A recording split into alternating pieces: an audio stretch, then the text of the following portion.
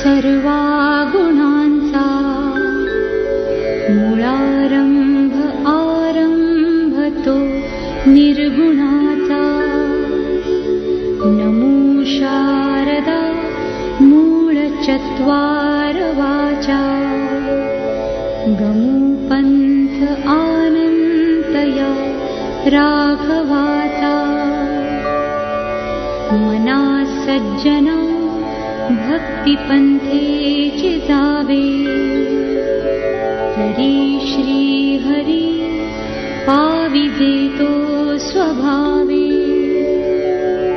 जनी निंद्यते सर्व सोडून द्यावे जनी वंद्यते